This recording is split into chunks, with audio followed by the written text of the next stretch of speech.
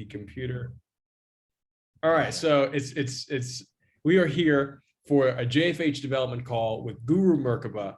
Hey, and he's one of our phenomenal heroes that's come within the last year. That's really supercharged a lot of what we're doing from the Justice for Hire experience all the way into Real World, which is the production company production and technology company producing Justice for Hire. Is our first show built with the community, produced with the community, where anyone can star in it, anyone can create characters and influence the story.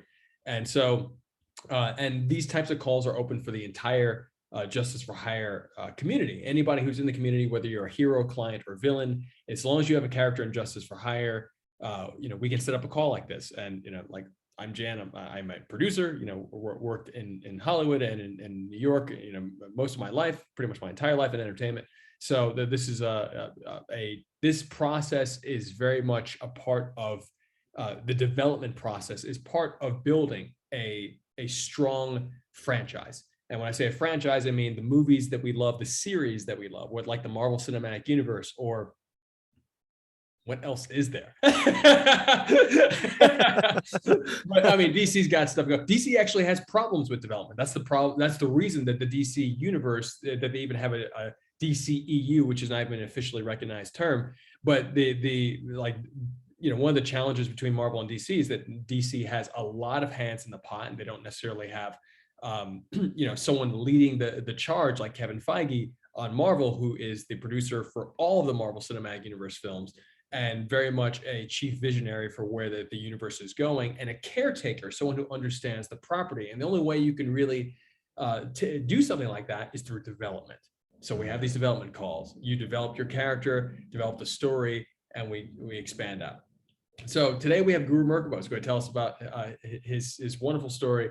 And I remember I was saying something that I totally forgot, Guru, before we started recording. So we can just, unless you remember, and if it's important, it'll come back around. You always come back around, I'm sure of it. So, but yeah, please tell us who's Guru Merkaba, and just tell us who Guru Merkaba is first, please. I mean, it's funny, first of all, I appreciate you hopping on with me and whatnot. And, I love doing this. I love developing. I love getting down to the nitty gritty of the characters. So as Jan mentioned, I'm Guru Merkaba, or in character, out of character. My name is Z Peoples. So a little bit about Guru Merkaba. I'm actually, as I'm doing this, I'm opening up my backstory that I had written in the app, because I wanted to approach being a hero the way I would want to represent myself out in the world, so to speak.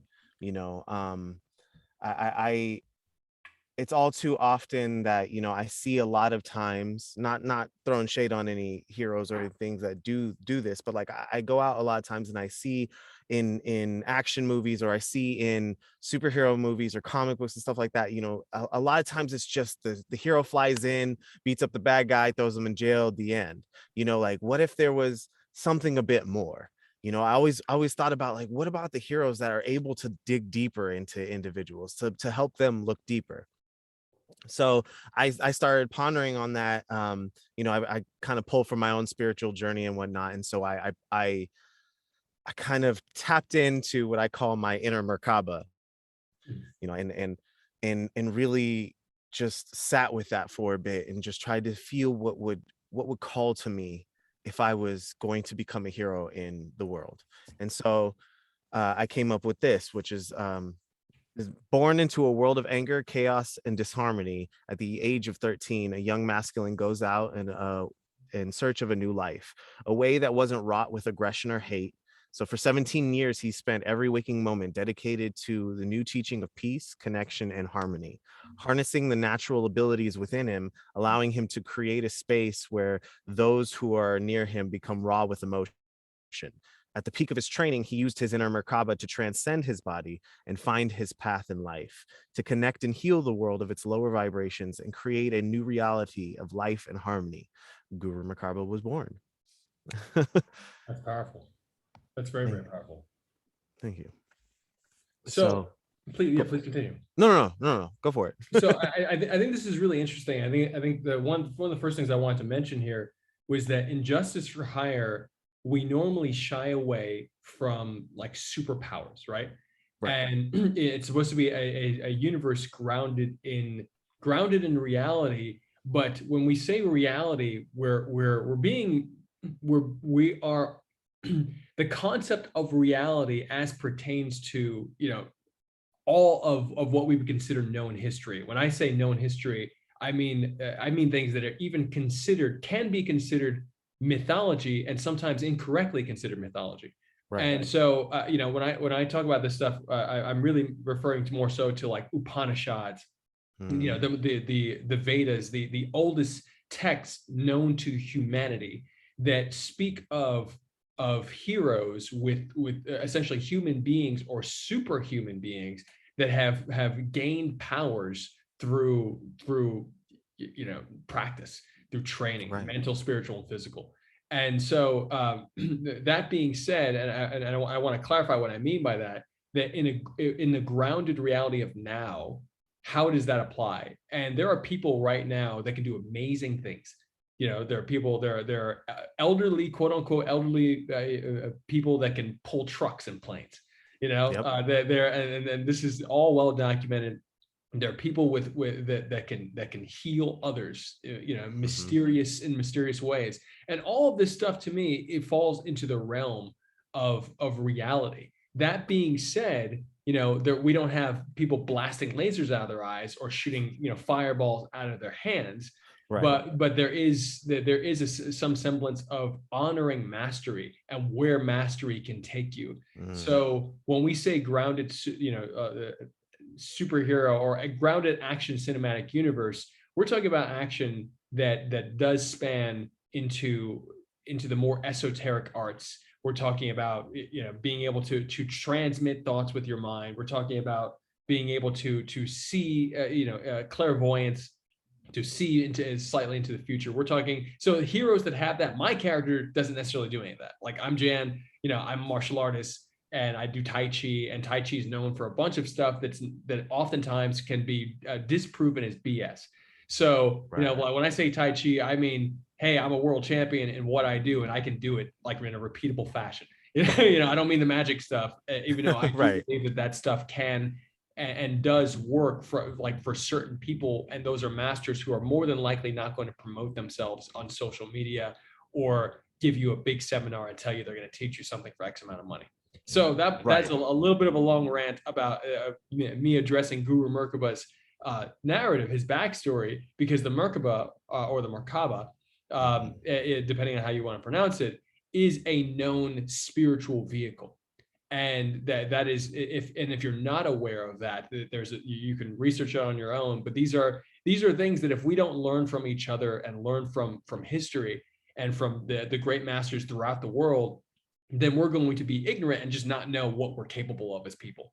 And Right. so I think the great thing about Guru Merkaba's character is the value that he brings in shining a light on a lot of esoteric teachings that are, you know, just generally not necessarily, you know, in the mainstream consciousness yet. And I think that what he's doing is going to bring it. So so thank you, man, for that. And you know, I say all of that to set up another question.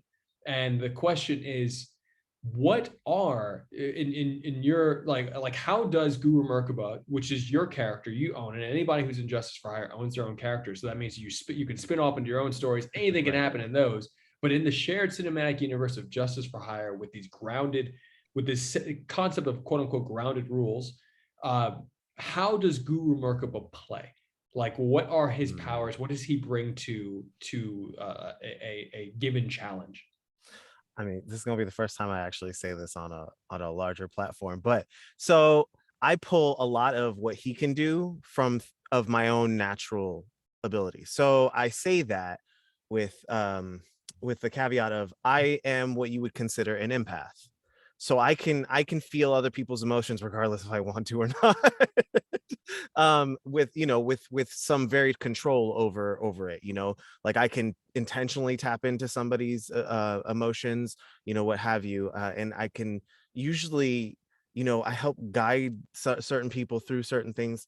Like for instance, I was at work one time, and I do this thing where I just create a space where anybody who's around me feels that safety enough to walk up to me and tell me whatever is going on with them. Mm. Not necessarily, just trying to tell me, like their social security number and all that. No, not that not that far. But like I was at work, and this individual walked up to me as I was in mid conversation with a coworker, and they were like, "I'm so sorry. I don't do this normally, but family member just died. They usually come with me here. I don't know what to do. I'm feeling just so like confused and sad." And in that moment, normally, if this was just happening to someone random, they kind of be like, "Okay, why are you telling me this?" But because those kinds of things happen so often to me, I'm kind of like, it takes me a second. I'm like, "Oh, okay, this is where I'm meant to be in this moment." So I kind of just sit with them and I listen, and like I go through whatever it is they're going through with them, to be able to walk through that dark abyss in order to get to the light on the other side, Mm. you know. um and so the way that translates to Guru Merkaba is is I really wanted him to be able to figure out different ways of tapping in to those sides of people. A lot of times we a lot of times we only look at, like what has happened. A lot of people don't necessarily, the larger majority of individuals don't necessarily focus on why it happened, why people think a certain way. If you've seen my Wash the Hate mission, excuse me, if you see my Wash the Hate mission, in there, I Guru repeats this phrase, "What do you fear?" while using a Mm. singing bowl. So in using, frequencies, noise, I'm trying to disorient, like trying to disillusion an individual from that face or that facade that they're using, whether that's the anger that they're feeling, whether that's, some snarky comments or what have you, aggression in some form, whatever, what have you, whatever it may be. Taking that and like stripping away the ability to hold on to that, so that when I'm asking, "What do you fear? What do you fear?" Because noticing that the person is acting from a place that's deeper than just what is on the surface allows them to get shaken into their actual reality of what is inside of them, what they're fearing, why they're fearing it, realize that they can disconnect from this illusion that they're feeling, that it's, somebody else told them something. So now that's internalized in their belief of this group of individuals, or they're surrounded by such a community that just says these things, so they just trust and believe things blindly. And if you kind of confront people sometimes on that level, people don't like to be called out that they're just following someone else. So if you're doing it in such a way that is, I mean, I like to say you could do it gently. I mean, in the mission itself, it's a little bit more not forced, but it's a little bit more like, assertive. It's a little bit more of an assertive guidance through that, but it kind of like helps them come out of that and see why they're feeling that. And then when they realize, "Oh, I'm following what somebody else said, but I don't actually believe it's true." And then they realize, getting them to rethink about it, like, "Oh, I'm just doing this to someone else. And if this was me in that situation, this would feel horrible." Because 9 times out of 10, people don't usually, some people don't usually care unless it directly affects themselves. And so if you can kind of get them in that moment to reframe their thought process, reframe the narrative that they've created about this thing that they're feeling that is causing them to react with anger or some form of aggression, then maybe you can start to change people and change them in a fundamental way to where they can actually tap into the kindness, the goodness is that is inside. When we're kids, we're naturally friendly with everything unless we're terrified of it. you know? So yeah. So I think this is I love so much what you just said. I'm putting I was just on streaming live to Instagram, and I'm switching over Hey, to hey. flipping the camera for the TikTok community so then get a snippet of this Hey, too. what's up, And TikTok? so I think one of the interesting things you brought up is that I mean there's a lot that you said there, and there's a lot of interesting things, and I want to get to some of the more core development questions. Yeah. But I just want to highlight the concept of a hero swooping in and beating up the bad guy.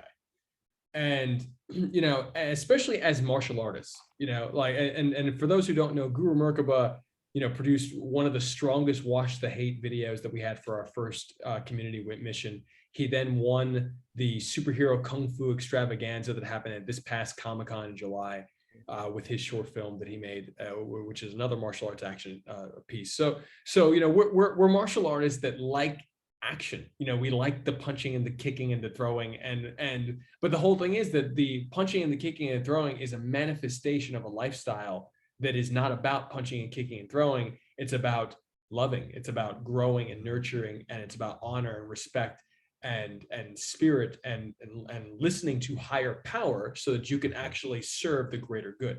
So and when that greater good is tested there or threatened, the person who is trained may have to step up, and the last resort is the punching and the kicking and the throwing, and that's the thing that, Right. that oftentimes people see first. And so every time I'm watching a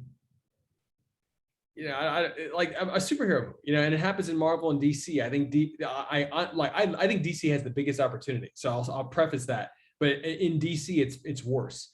And when I say that is that it is, oh, problem, punch it, and I think that the Lego Batman movie it had such a funny comment of oh, there's Batman running around beating up poor people.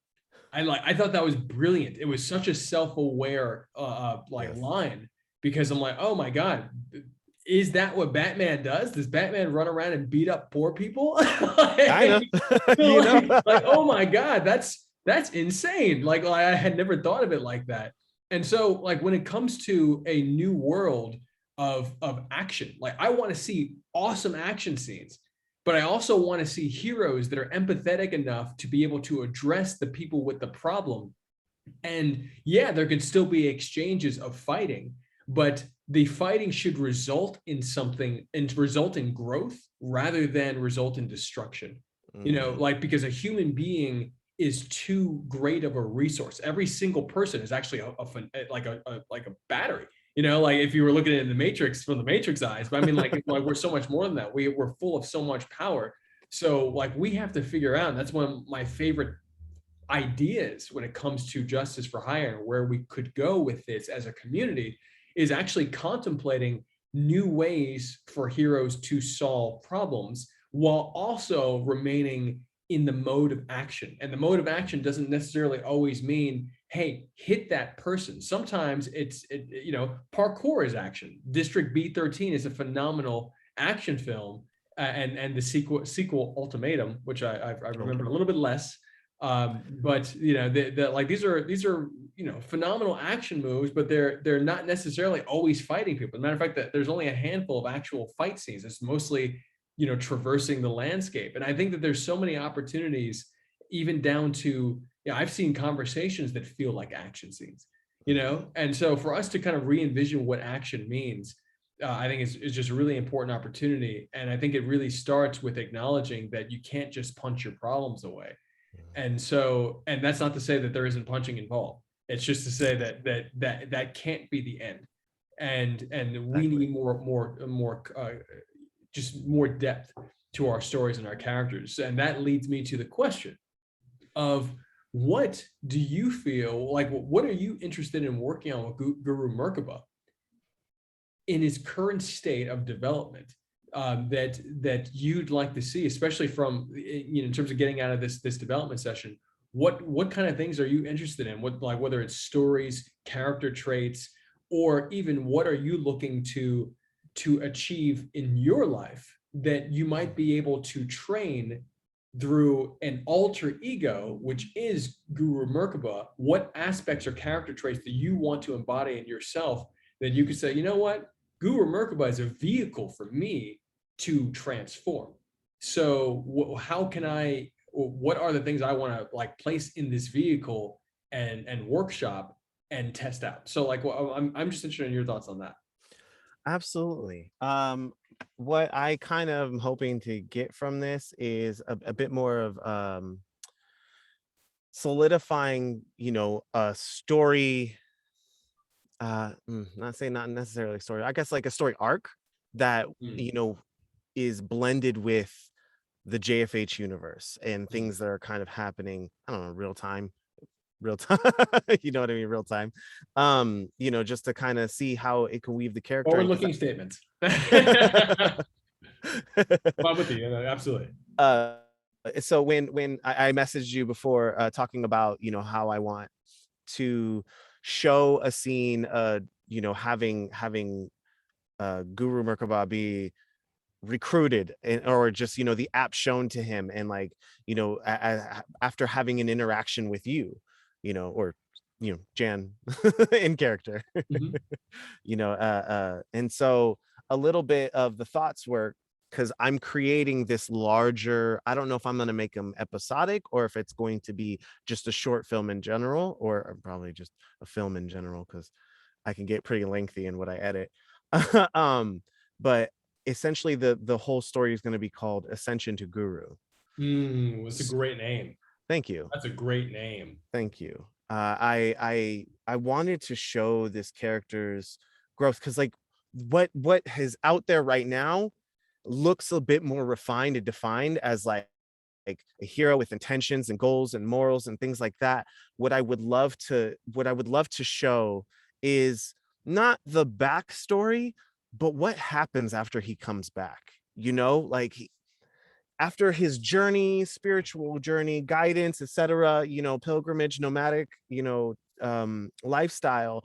I want to see what it's like for him to come back to his home, and to really look at people through this new set of eyes that he has, because he's gone through so much to try and raise himself to a different level of like being able to pull what is from the heavens down, essentially. You know what I mean? And so, I mean, I kind of have, a bit of a structure, but I'm kind of hoping in this development call to solidify maybe some story points that we could plan for a scene, that we film together, and or whatnot. But yeah. Okay, that's great, and I really thank you for clarifying that. So that's so yes, I'm totally down. I think that the interesting thing is that it almost sounds like you're, and I'm connecting this, and maybe I'm incorrectly connecting this, so let me know, to the trailer challenge. It almost sounds like you want to tell the story, the ascension to Guru. So you want to tell this backstory, and this backstory has, um, essentially a more stripped down version of Guru, who Right. is still putting together ideals, still putting together clarity, Right. and not just the clarity, but also the compass. And so in that process, now were you? So my question before I finish the statement is: were you looking for this trailer challenge? And if for those who don't know, Guru suggests that we have a trailer challenge on the JFH app, which you can access through justiceforhire.app, and that this trailer challenge be, essentially accessible for everybody and something fun for people to put up and showcase their characters. Were you thinking of this trailer challenge as a notepad for the short, Mm. or is the trailer challenge something that essentially it's content that already exists that you were going to craft a trailer for? I mean, I was hoping to. The sense of it was, is I kind of was thinking of making something that has had content that is already out, Mhm. but then leaving space for us as heroes as we go later down the line, if we want to show a trailer for what's to come, Yeah. finding that space of like first kind of showing the world who we are as heroes, kind of giving you that, not just you look into your phone and you say, hey, I'm Guru Mer Kaba, and I want to be a justice for hire, but like I'm thinking a little bit more of like, these are our heroes. So now that you've done missions, or you've done some challenges, or if you've done some things and you filmed these things, and you want there to be a bit more like, hey, wow, that looks interesting, I want to know more about this character. So having that personal trailer challenge be in that kind of a setting of like, hey, here's my hero, essentially like a commercial for your hero. Yeah, the more you talk about this trailer challenge, the more it feels like it should be at the very top of the journey page. Because it really is something that people, if you can do a small trailer for your character, or multiple small trailers for your character to showcase your journey as a character, because that's what it's for. A trailer is really less in the development phase, and it's really more so in the essentially the marketing distribution phase. So it's like for even from that mindset, or even the spirit of showcasing a journey, I really feel like it fits more on that page. And then if you really want to dive in and break down that your journey, you should go down through each one of those journey challenges and say, Yes. hey, I'm gonna do number one. I'm gonna make myself a title card. I'm gonna show the setting of my, I'm gonna XYZ. So I think that's amazing. And so you answered that question with content you've already shot. May I, you said title card, and I just kind of had to show a little bit, but Nice. Wow. Oh, that's a G. yeah, there you go. Oh my And an gosh. M. And an M if you really look Oh at my it. gosh, that's amazing, dude. That's that's really amazing. That's a great logo. Thank you. Wow. I'd see, Wow. like I told you, sometimes when you're by yourself and you're like, oh, I can either rest or work, I was just like, it'd be cool to add to this. if they like had a logo, Wow. So it's, for those who don't know, the Merkaba is actually shaped in that logo he just showed is the shape of a Merkaba, which essentially looks like a six-pointed star. But obviously he's adjusted one of the points to make that G, and the other one looks like an M. So that's just really, really cool. Okay. So when it comes to I'll be specific to my involvement. When it comes to my involvement in an origin story, to me that breaks down into a scene.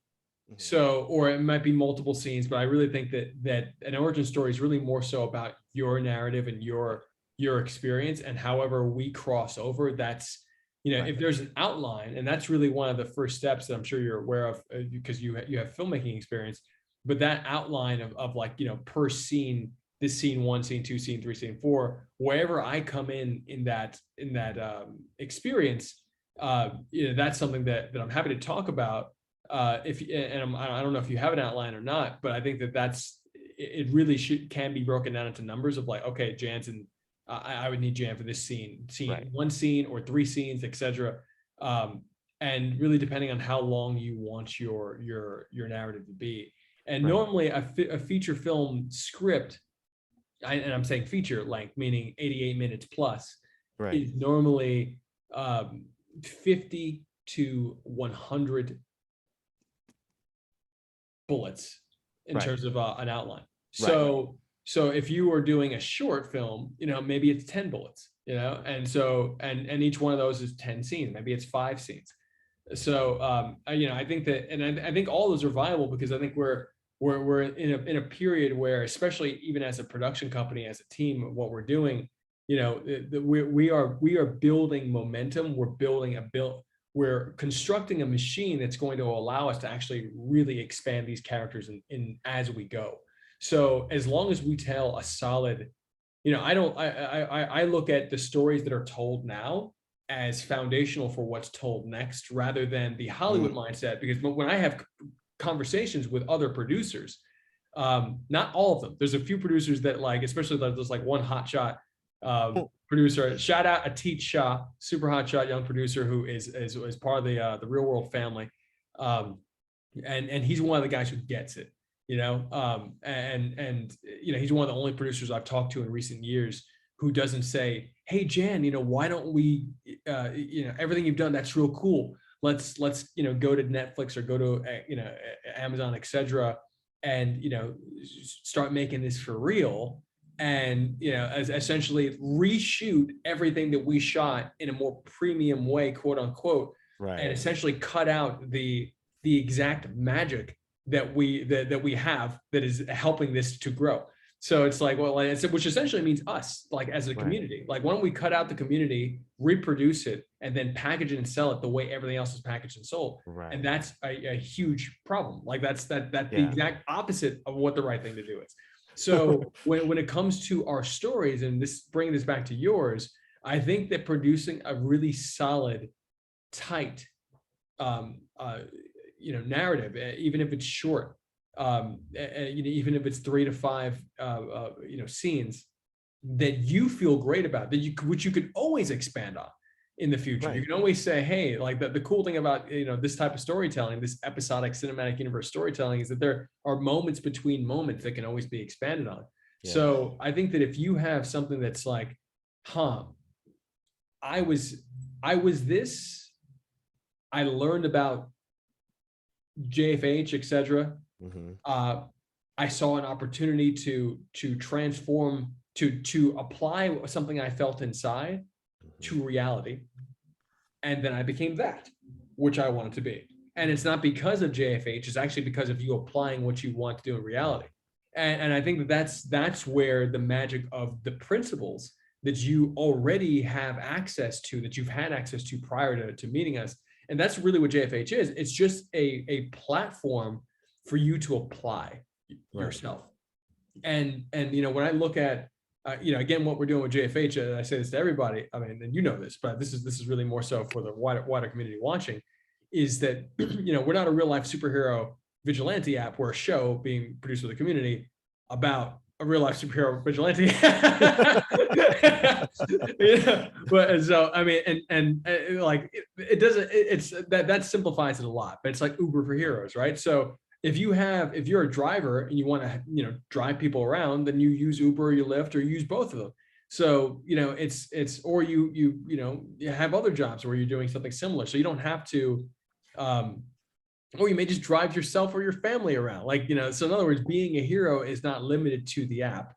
And the principles of which you apply to your heroism are not limited to the app, even though what our intention is through the series and within the story of the series is to collectively build what we call a heroes culture.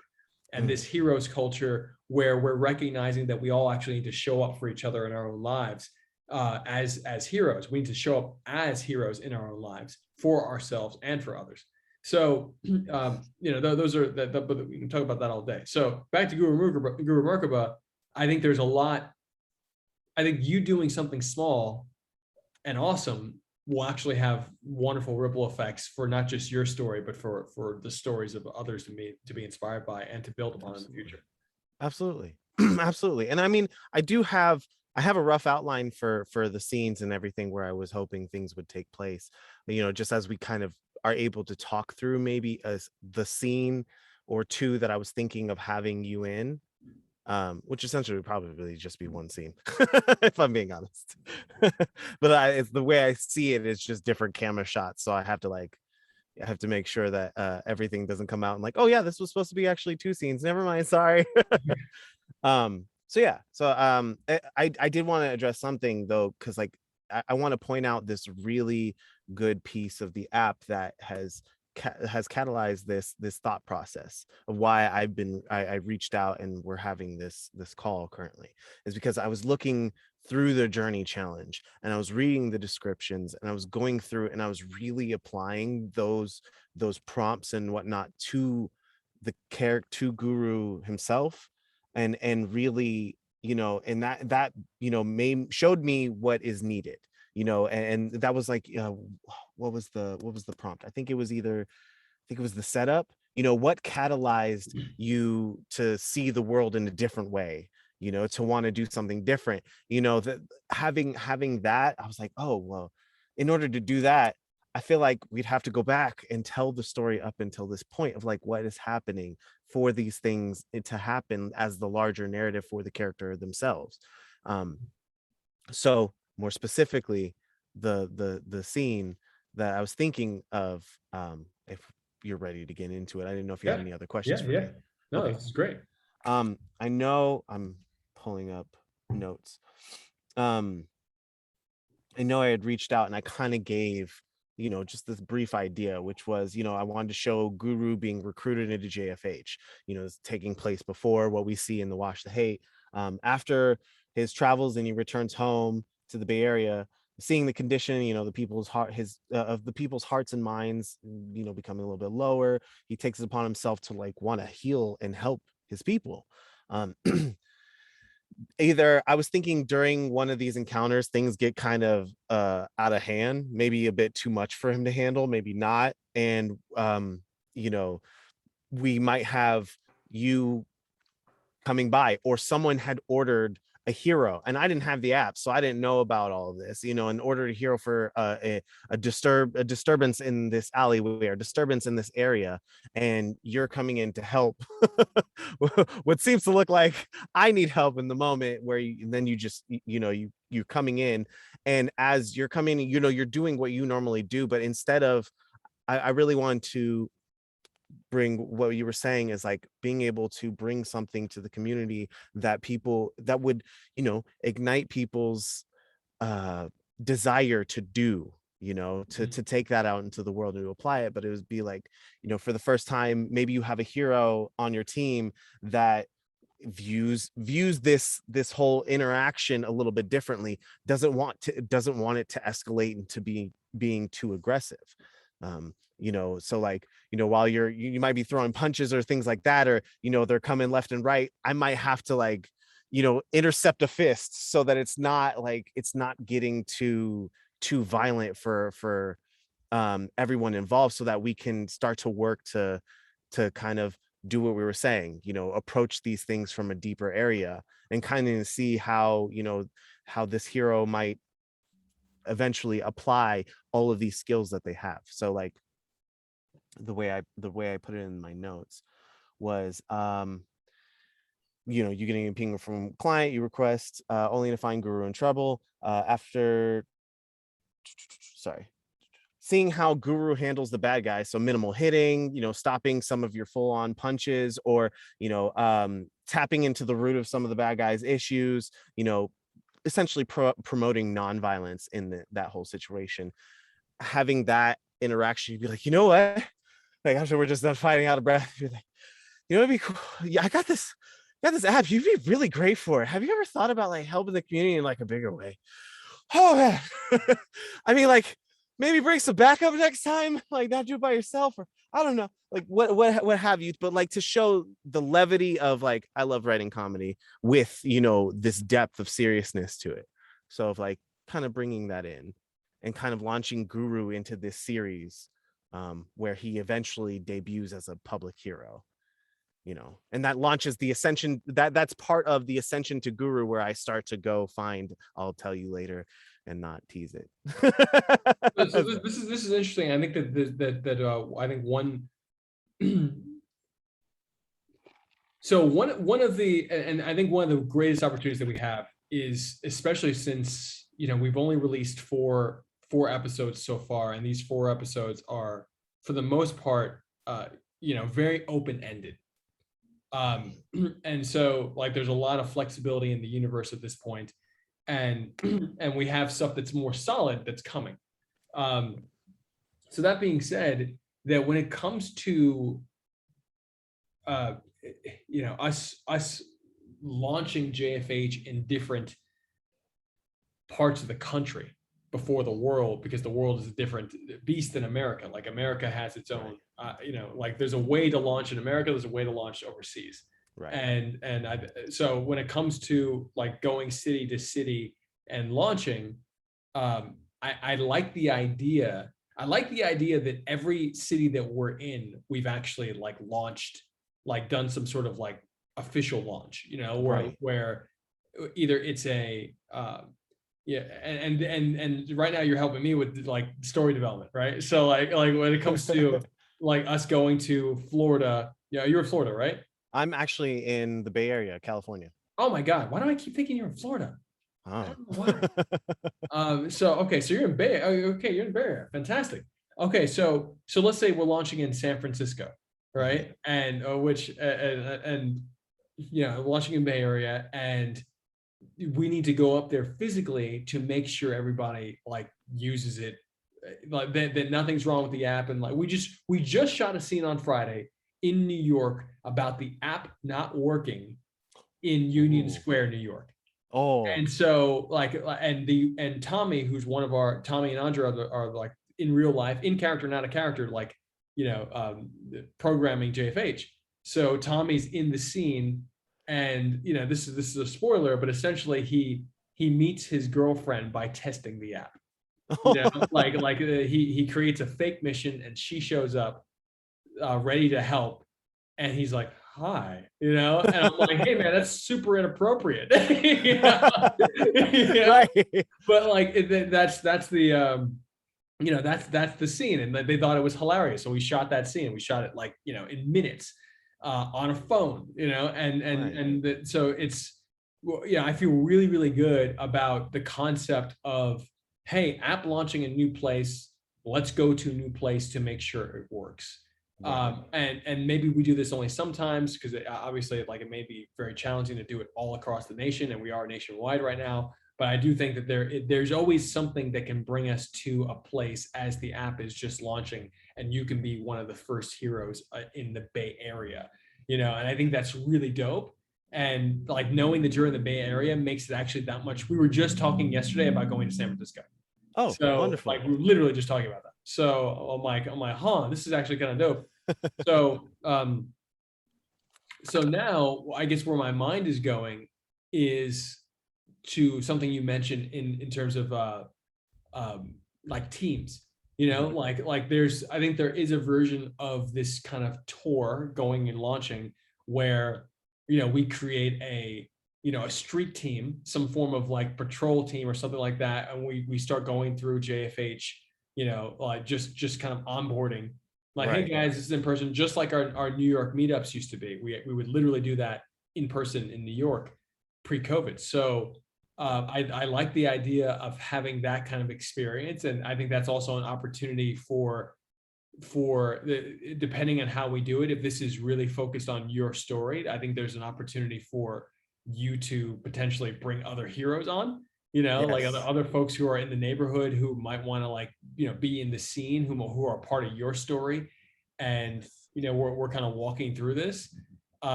My thing with action up to this point for this current iteration of JFH is, in the past I've been one of the tough guys, Right. and for this current version of JFH I get beat up a lot.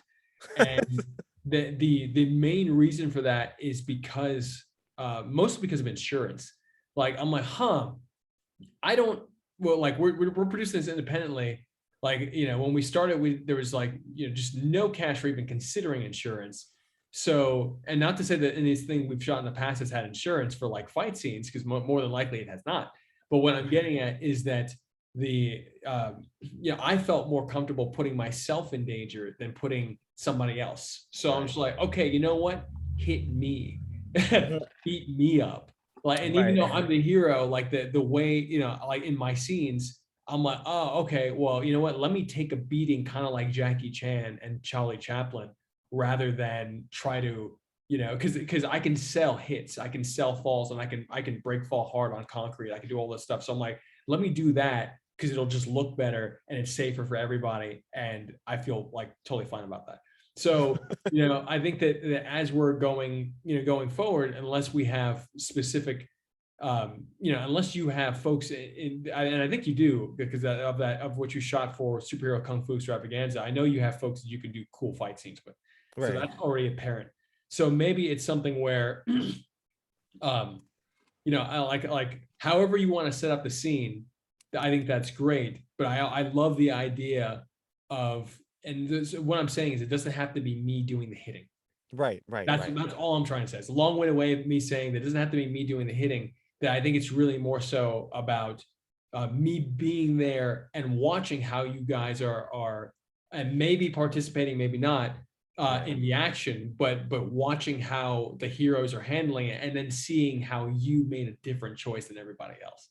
And I Right. think that that's really interesting in being, and even being able to say, hey, Guru, do you want to be, like, do you want to be like the lead JFH rep in the Bay Area, like something Right. like that. I don't even know Right. what we Right. call it yet, but this because we're still developing all this. But I think that's kind of dope, because then we're in a position where you've shown true leadership. You've done the the Steve Rogers moment of jumping on the grenade, the equivalent of that, of Right. saying, oh, this is the guy who has set himself aside apart as a leader to showcase the type of bravery and the type of compassion and selfless service that we want from our community. So this guy it should be the guy here.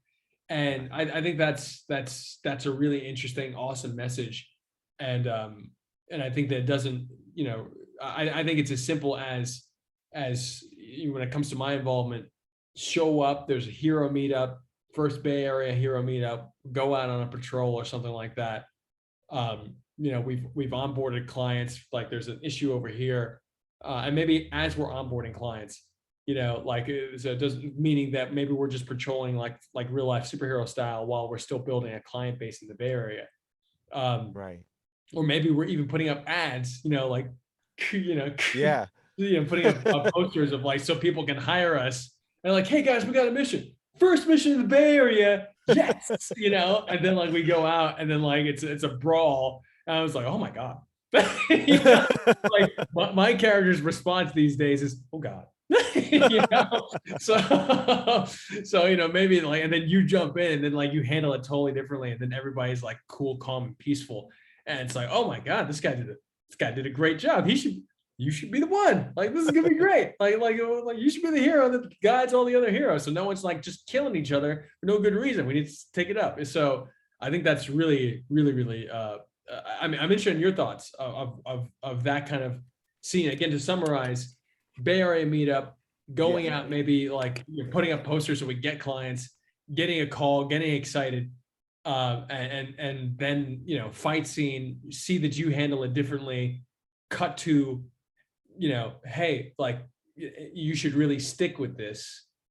This is our first night doing any of this stuff here, but if you stick with this, we want you as our lead here in the Bay Area. Like that, like we don't need to see more than what you just did. Like that's true leadership, that's true heroism, that's the hero's culture. I'm hoping that you stick with JFH, because we need everyone to be more like you. Right. Thanks. I know, I like that. Okay. So well, what I really want to be able to show too is, because I'm trying to think about the best way to portray that form of nonviolence. The whole idea while I was having the whole brawl idea was because I wanted to be able to show, like, with direct action. You're so funny that your lines nowadays are like, oh God. Oh God. Because I saw that for, what was it episode 4 Episode with 4 the big, episode. yeah. You're like, oh God. Like, that's my boy. He just punched in the face. Oh God. What What am would I I gonna do? do? What am I gonna do? Hey. No, I love that idea of being a bit more Jackie Chan. I like going a little bit more of his Hong Kong style films, The of where 1980s Sammo Hung, Yim Biao, Jackie Chan, Lucky Star style. Of course, I know exactly. I'm so mad that you know exactly what I'm talking Oh about. no, we call that ultra realistic action. Like that to me is like that's the pinnacle of action in Hong Kong action cinema, and pretty much cinema throughout the world. That's some of the best action you'll ever see. Some of the most Absolutely. lighthearted, uplifting action you'll ever find in your life.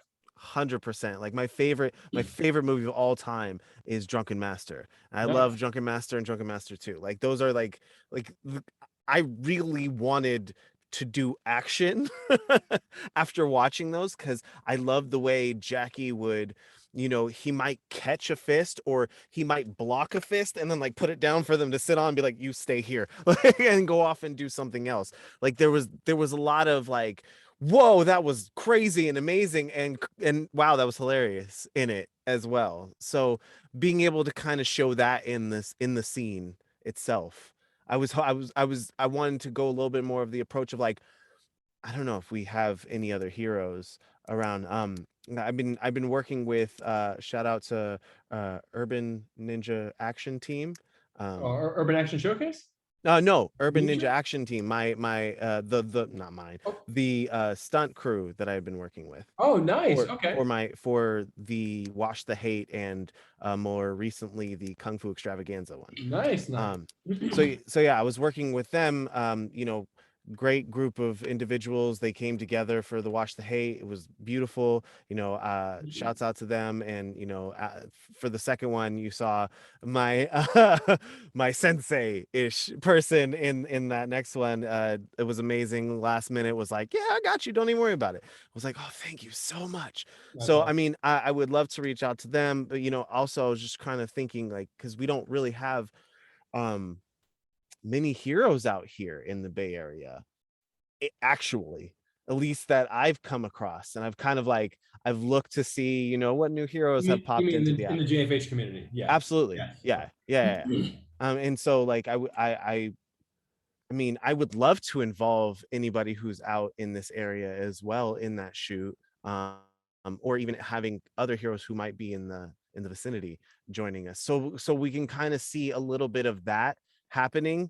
Not necessarily like, I don't want Guru to like know about JFH until that interaction with Yeah, the it should be team, like a thrust into a something flashback. new. Yeah, Yeah, kind of like a flashback scene where, I mean, since it's an origin story, it could take place prior to all the content you shot. right. So we can even have it take place like pre-COVID era, like Right. seriously, Yeah, for folks to show up to a live meetup and then right. go out and then you see like a brawl happening at some place that we would know is safe Yes. to shoot. And yeah, I think that would be really really dope. So I mean, all this sounds fantastic. I'm wondering how from so how does this fit into, like, do you see, is really more so the question, how this can fit into the larger narrative that you had? Absolutely. Okay. Like, I feel like it fits perfectly, because the whole story, or the whole arc of Ascension to Guru, is going to be, basically the story wheel that you would go on. You have the character who has something that they want, but then they're thrust into something unfamiliar. They have to adapt. They achieve it by sacrificing something, and then returning, having changed, returning to that normal, having changed, or familiar, excuse me. And like, and so I think this would be around the time of, being thrust into something new. It's given Guru a direction. Essentially, the character, after this moment, is going to realize, as he starts trying to take on certain missions, that some things are not like working for him, because he has yet to refocus his abilities, or his total abilities, to um the level of like, bringing the heavens down, with him. So he's going to have to go on this journey of meeting with his masters, or the guardians of the gates, or whatever it is that, you know Pat and Penny, whatever it is, sorry, trademark pending.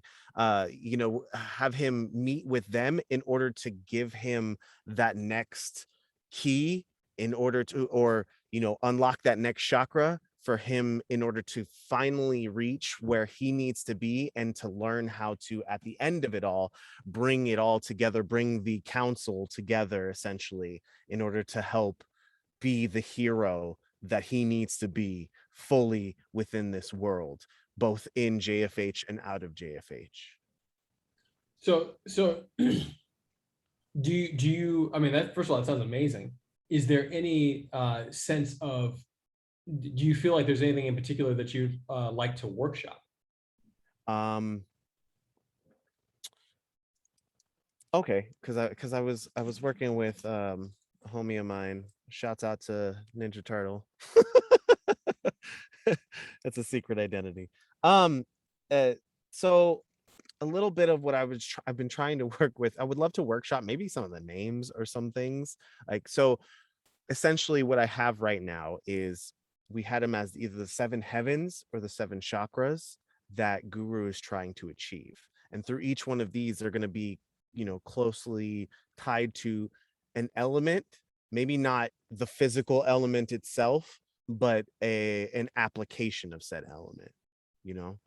Not necessarily, like Avatar, where they're firebenders and earthbenders and things like that, but more of like they embody the characteristic or the personality traits of these elements, and they are there to give Guru that next level, or that next level of heaven, in order for him to bring it back down and to apply it to what he's doing in the uh in the app itself, when he's taking on missions or he's taking on challenges and stuff like that.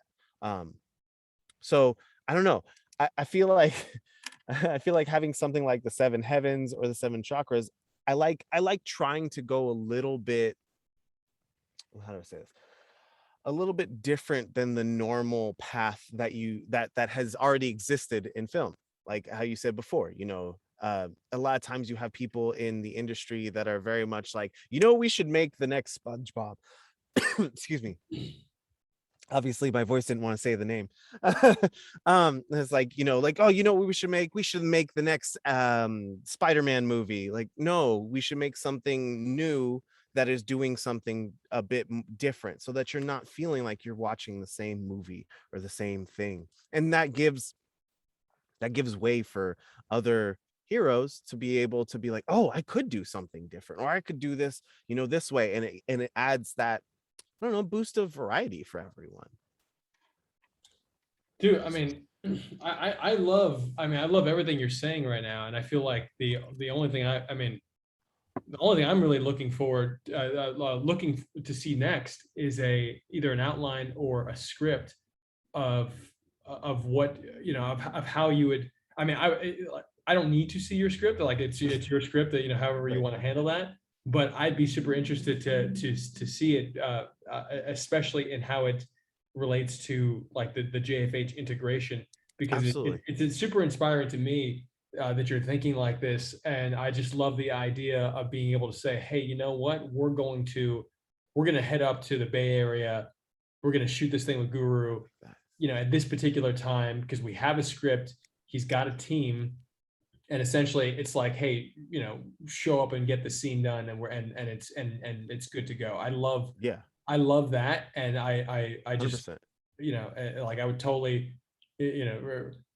totally do that. So is there any other like thoughts, ideas, questions that you might like have at this point on the story, and where you'd like it to go, the story, the character, or things that you personally want to embody?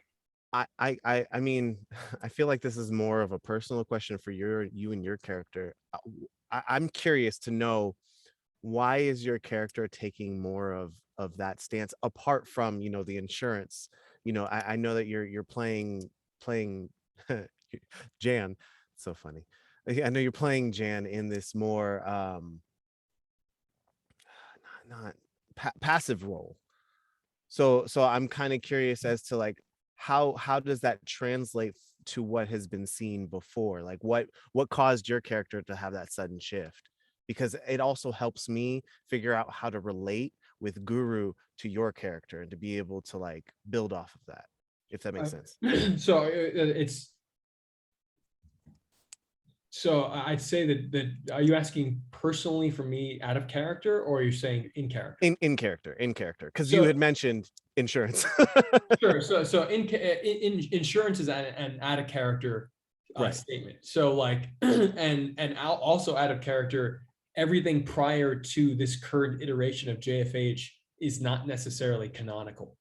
So that means that anything you see me in prior to 2018 made, and the thing we did before that was in 2014, and we were producing stuff from 99 to 2014.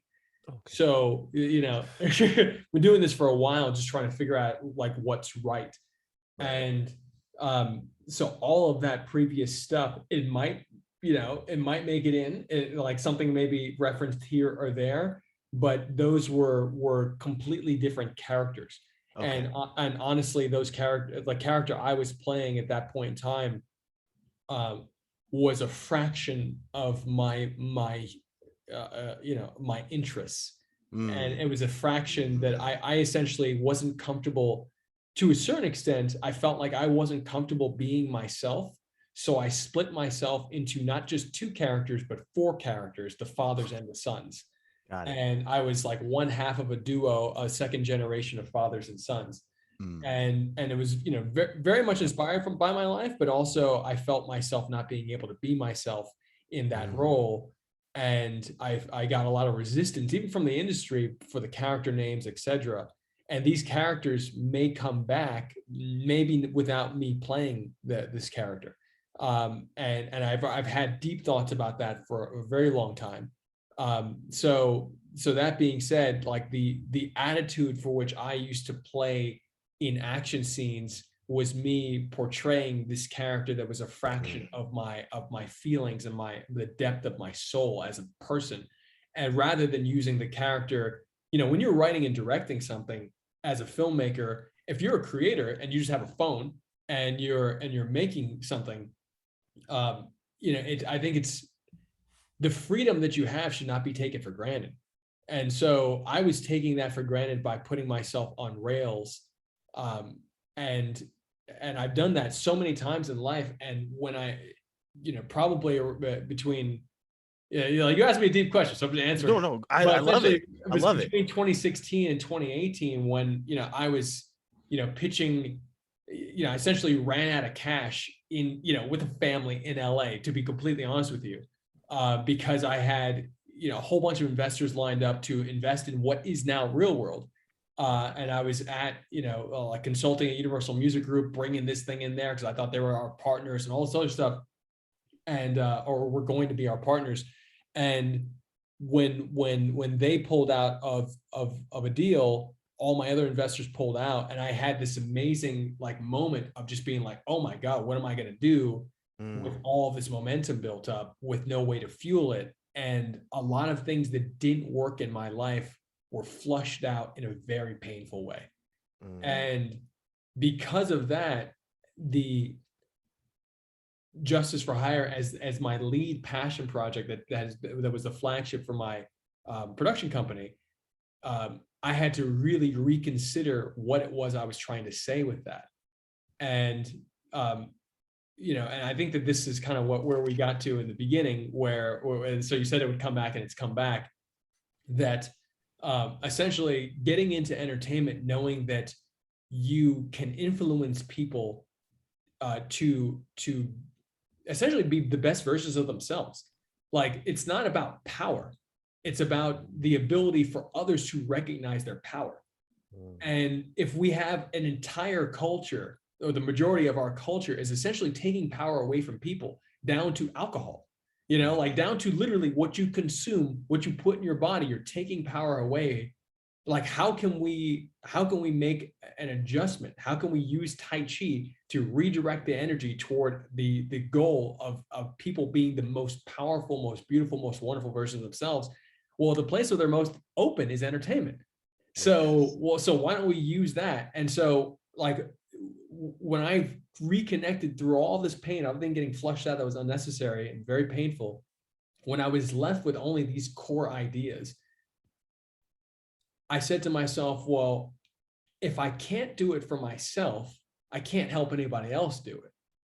So I have to re-envision my personal involvement with JFH.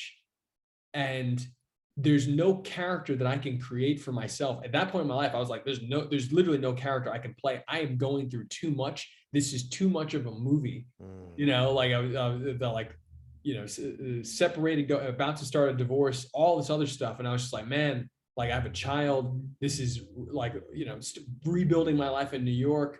when my child is in LA and all this stuff, like it was just too intense for me to fictionalize.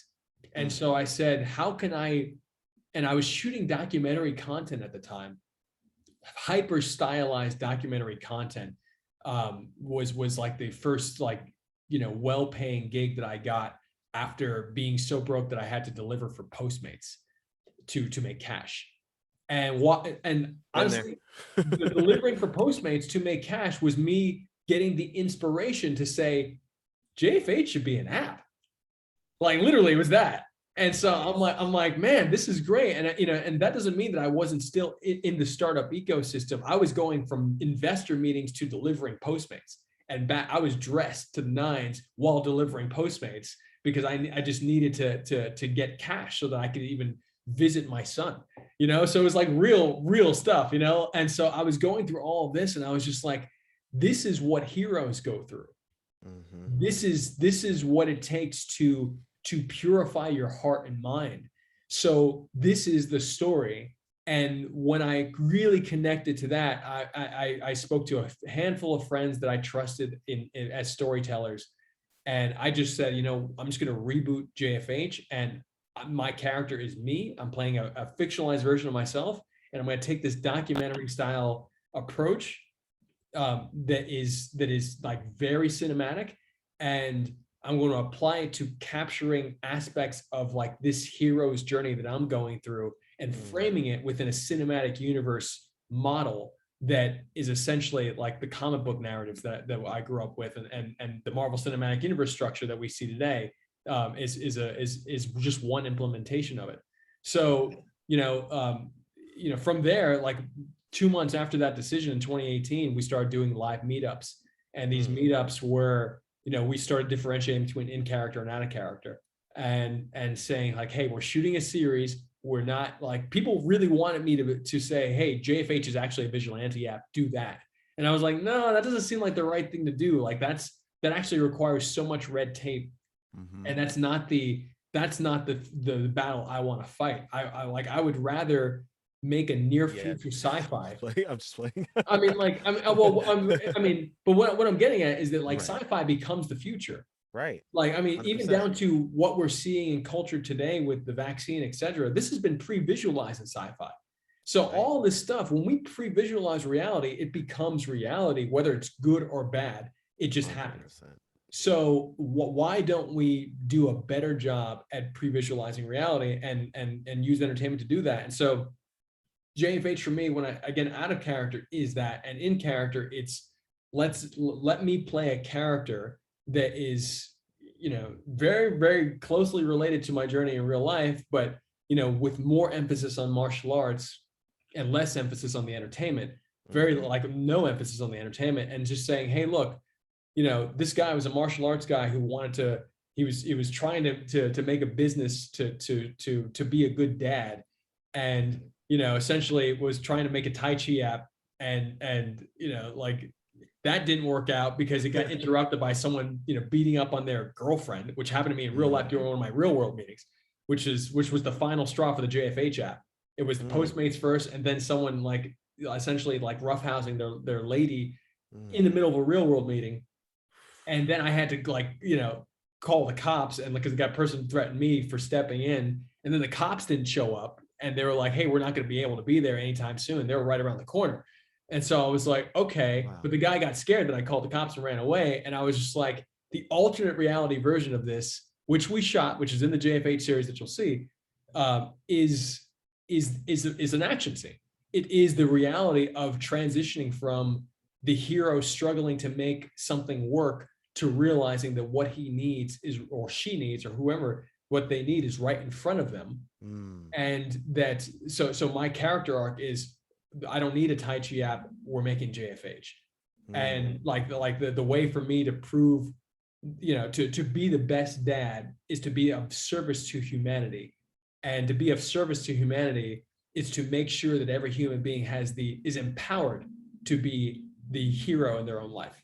So that's my character's journey, and everything that's happening from that catalyzing moment throughout the series is essentially going to be following it. I'm essentially just repeating and reinforcing that that purpose, which is like, hey, like, who are the best heroes in this area? How can they best represent ideals, and how can we together build, we call it a heroes culture, but it actually requires writing. It actually requires like some form of ethos that is shareable, that people can say, oh, we look to this shared wisdom, not from me, but from us, so that we can all come together and remove the things that don't work rapidly and replace them with the things that do work, or at least multiple, potentially even multiple options of things that do work, so that we can all rise together.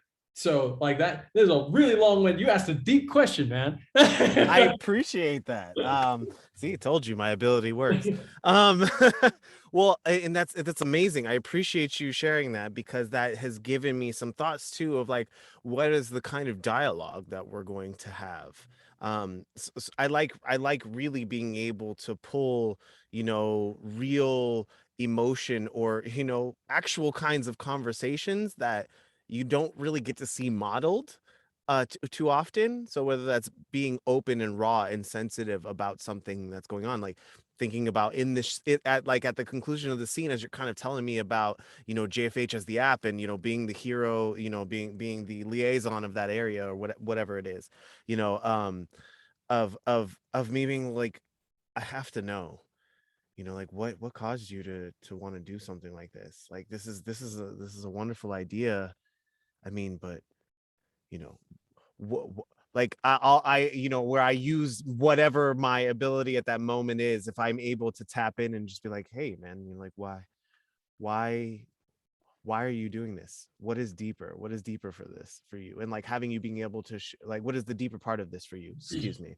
um and having you be able to share, maybe not like the real life stuff that happened, but be able to share some of the things that you had encountered, like that your character has encountered. That way Yeah, you absolutely. can pull, that way, I mean, it gives a little bit of something extra that Guru can think about later too, as he's like trying to work through some of the things, trying not to lose his peace, to lose the transcendence that he had acquired, to be brought back down to a lower vibration. He wants to be able to raise others Yeah. vibration, in that sense of like, and figuring out the moments of inspiration, and so No, it's being able to pull from that as well. So yeah. all of that being like anything in character. I'm always happy to share the out of character stuff and out of character settings, but like Right. for the script, absolutely, I feel like I could tap into that. I mean, I'd be interested in, just from what I shared now, and of course I'll share this video when I put it on YouTube in a bit today. But I think that obviously you can reference this conversation, but being able to wholeheartedly say, for you to be able to wholeheartedly write, like from what you, especially utilizing your skills of being an empath, to pull from this conversation and be able to add that to dialogue. And I can always make the dialogue mine on set, or prior, but I'd be interested in what your writing would be on something like that. Absolutely, absolutely. And 100%, I'd love to share, as you mentioned before, I'd love to share the larger outline and the scripting and stuff like that with you, as I get through this development, because after this call I have a bit more information for certain holes that I needed to fill. And I mean, it just kind of comes about through the conversations that we've been having, and it's got me going in a wonderful direction, so I really appreciate this. No, dude, I appreciate you, and I'm so grateful, and just being able to take the time to build in this way. This is really what's going to, and hopefully, like, as we keep doing this with the community, I would love it if, as your character builds, for you to be able to help other heroes in the same way. Absolutely. And I think that this is, as long as we keep doing this, and we keep making it a pattern to develop the characters inside and out, I think we're gonna have I think like we're gonna be an unstoppable cinematic storytelling community. So I'm just super Absolutely. grateful for you, and on so many fronts. And if there are no more questions, I will end this recording. I think I'm good. I appreciate it I again. appreciate you. And everyone remember, justiceforhire.app. You can always schedule, if you want, you can request your own JFH development call for your characters, for your story, and we'll make it happen. So, but of course, before you even do that, like, get on the app, make some content. Yeah. Make sure you have a hero profile video and some backstory written, so that we can see that you've already, like, the info is there for you to get started. So, get started. And as you're building out, we're here to help you continue to grow. So we love you guys. And I'm going to press stop on this recording, and we'll finish up.